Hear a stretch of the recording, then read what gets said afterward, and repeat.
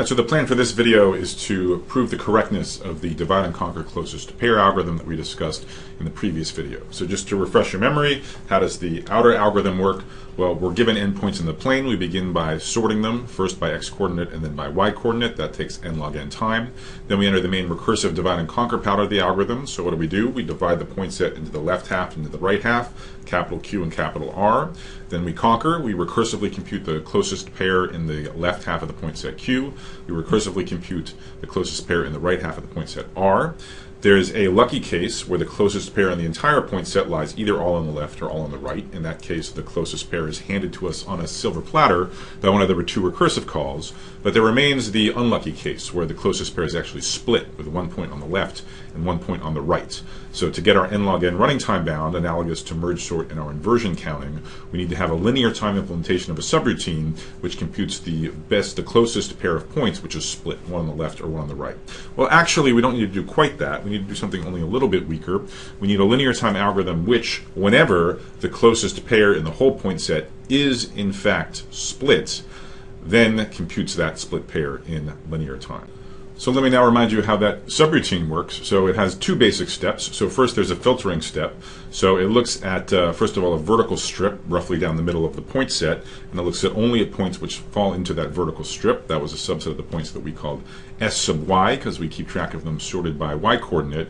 And then we do essentially a linear scan through sy. So we go through the points one at a time, and then for each point, we look at only the almost adjacent points. So for each index I, we look only at j's that are between 1 and 7 positions further to the right than I. So among all such points, we compare them, we look at their distances, we remember the best such pair of points, and then that's what we return from the count split pair subroutine. So we've already argued in the previous video that the overall running time of the algorithm is n log n, and what remains is to prove correctness. And we also argued in the previous video that correctness boils down to the following correctness claim, in the sense that if we can prove this claim, then the entire algorithm is correct. So this is what remains. Our residual work is to provide a proof of the correctness claim. What does it say? It says consider any split pair, that is one point P from the left side Q, capital Q, and another point little q drawn from the right side of the point set, capital R, and further suppose that it's an interesting split pair, meaning that the distance between them is at most delta. Here delta is, recall, the parameter passed to the count split pair subroutine, which is the smallest distance between a pair of points which is all on the left or all on the right, and this is the only case we're interested in. There's two claims. First of all, for P and Q, both members of the split pair, survive the filtering step. They make it into the sorted list S sub y, and second of all, they will be considered by that double for loop, in the sense that the positions of P and Q in this array S sub y differ by at most 7. So that's the story so far. Let's move on to the proof. So let's start with part A, which is the easy part, relatively, of the claim. So remember what we start with. Our assumptions, we have a point P. Let's write it out in terms of the x-coordinates, x1 and y1, which is from the left half of the point set. And we have a point Q, which we'll call x2, y2, which comes from the right half of the point set. And furthermore, we're assuming that these points are close to each other. And we're going to use that hypothesis over and over again. So the Euclidean distance between P and Q is no more than this parameter delta. So first, something very simple, which is that if you have 2 points which are close in Euclidean distance, then both of their coordinates have to be close to each other. Right? If you have 2 points and they differ by a lot in one coordinate, then the Euclidean distance is going to be pretty big as well. So specifically, by our hypothesis that P and Q have Euclidean distance less than delta, it must be that the difference between their coordinates, an absolute value, is no more than delta, and as well, the difference between their y-coordinates is at most delta. Okay, and this is easy to see if you just return to the definition of Euclidean distance that we reviewed at the beginning of the discussion of closest point. Okay, so if your distance is at most delta, then in each coordinate you differ by at most delta as well. Now, what does A say? So proof of A. So what does part A of the claim assert? It asserts that P and Q are both members of SY, are both members of that vertical strip. So another way of saying that is that the x-coordinates of P and Q, that is the numbers x1 and x2, both are within delta of x bar. Remember, x bar was in some sense the median x-coordinate, so the x-coordinate of the n over 2th leftmost point. So we're going to do a proof by picture. So forget about y-coordinates, that's sort of irrelevant right now, and just focus on the x-coordinates of all of these points. So on the one hand we have x bar, This is the x-coordinate of the n over 2 point from the left. And then there are the x-coordinates which define the left and the right borders of that vertical strip, namely x bar minus delta and x bar plus delta. And then somewhere in here are x1 and y1, the x-coordinates of the points we care about, p and q. So a simple observation, so because p comes from the left half of the point set and x bar is the rightmost x-coordinate of the left half of the point set, the x-coordinate of p is at most x bar. Right? So all points of Q have x-coordinate at most x bar, in particular P does. Similarly, since x bar is the rightmost edge of the left half of the point set, everything in the right half of the point set has x-coordinate at least x bar. So in particular, little q does as well. So what does this mean? So this means x1, wherever it is, has to be to the left of x bar. x2, wherever it is, has to be to the right of x bar. And what we're trying to prove is that they're wedged in between x bar minus delta and x bar plus delta. And the reason why that's true is because their x-coordinates also differ by at most delta. Okay, so what you should imagine is you can imagine x1 and x2 are sort of people tied by a rope at the waist, and this rope has length delta. So wherever x1 and x2 move, they're at most delta apart. Furthermore, x1, we just observed, can't move any farther to the right than x bar. So even if x1 moves as far to the right as it can, all the way to x bar, x2, since it's at most delta away, tied by the waist, can't extend beyond x bar plus delta. By the same reasoning, x2 can't move any further to the left than x bar. x1 being tied to the waist to x2 can never drift further to the left than x bar minus delta. So that's the proof that x1 and x2 both lie within this region that defines the vertical strip. So that's part A. You have any split pair whose distance between them is less than delta, they both have to wind up in this vertical strip, and therefore wind up in the filtered set, the pruned set, S sub y. So that's part A of the claim. Let's now move to part B. Recall what part B asserts. It says that the points P and Q, the split pair that are distance only delta apart, not only do they wind up in this sort of filtered set SY, but in fact they're almost adjacent in SY, in the sense that the indices in the array differ by at most 7 positions. And this is the part of the claim that's a little bit shocking. Really what this says is that we're getting away with more or less a variant of our one-dimensional algorithm. Remember when we wanted to find the closest pair of points on the line, all we had to do was sort them by their single coordinate and then look at consecutive pairs and return the best of those consecutive pairs. Here what we're saying is really once we do a suitable filtering and focus on points in this vertical strip, then we just go through the points according to their y-coordinate. And okay, we don't just look at adjacent pairs, we look at pairs within 7 positions, but still we basically do a linear sweep through the points in SY according to their y-coordinate, and that's sufficient to identify the closest split pair. So why on earth would this be true? So our workhorse in this argument will be a picture which I'm going to draw next.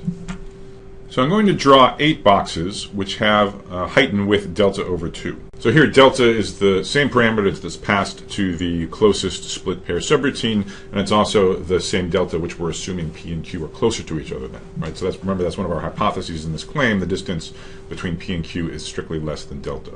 So we're going to draw 8 delta over 2 boxes, and they're going to be centered at x bar, so this same center of the vertical strip that defines SY, and the bottom is going to be the smaller of the y-coordinates of the points P and Q. So it might be P, it might be Q, it doesn't really matter. But so just the bottom is going to be the smaller of the two. So the picture then looks as follows.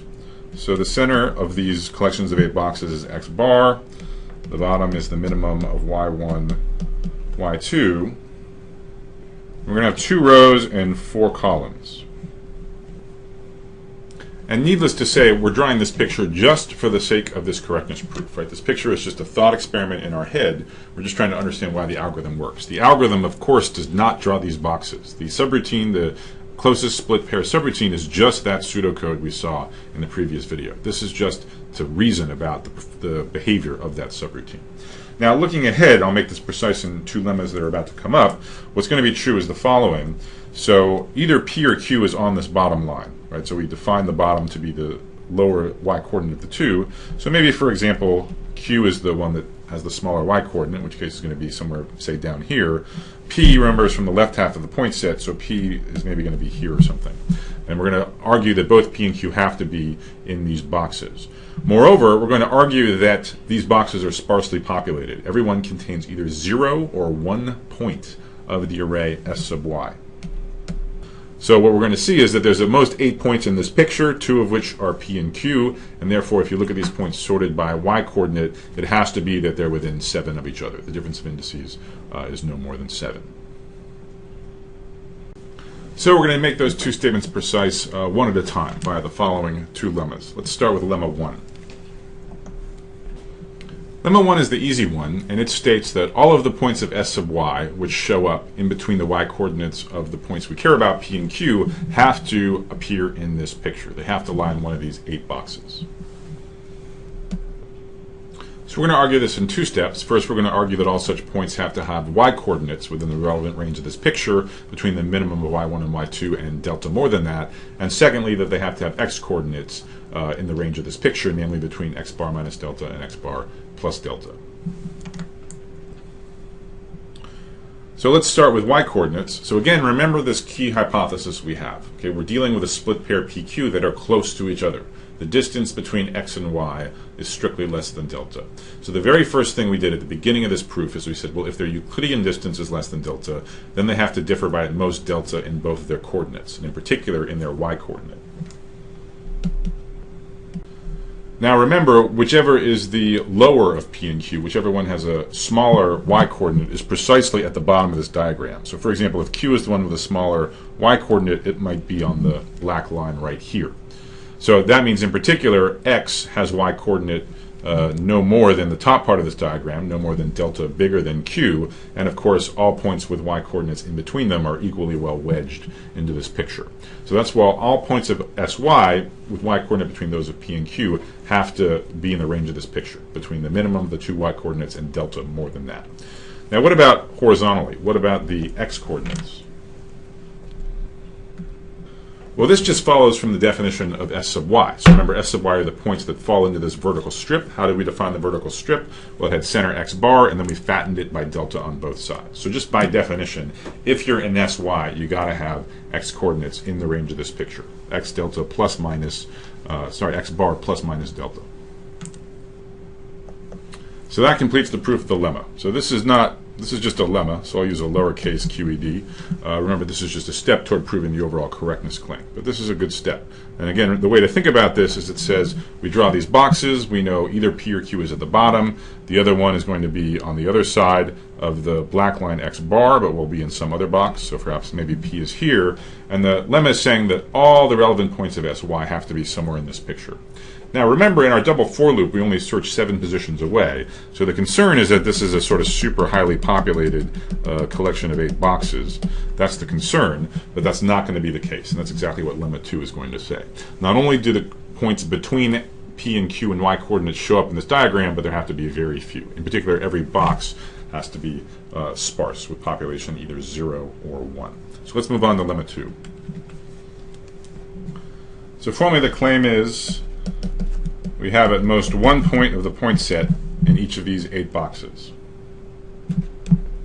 And this is finally where we use, in a real way, the definition of delta.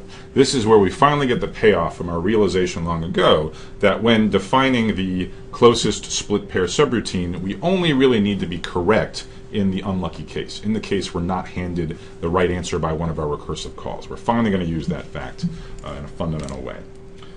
So we're going to proceed by contradiction. So we're going to think about what happens if there are 2 points in a single box, and from that we'll be able to derive a contradiction. So call the points that wind up in the same box A and B. So to the contrary, suppose A and B lie in the same box. So maybe this is A here and this is B here, at antipical corners of this particular box. So from this supposition, we have 2 consequences. First of all, I claim that A and B lie on the same side of the point set. They're either both in the left side Q or they're both in the right side R. So why is this true? Well, it's because every box lies either entirely in the left half of the point set or in the right half of the point set.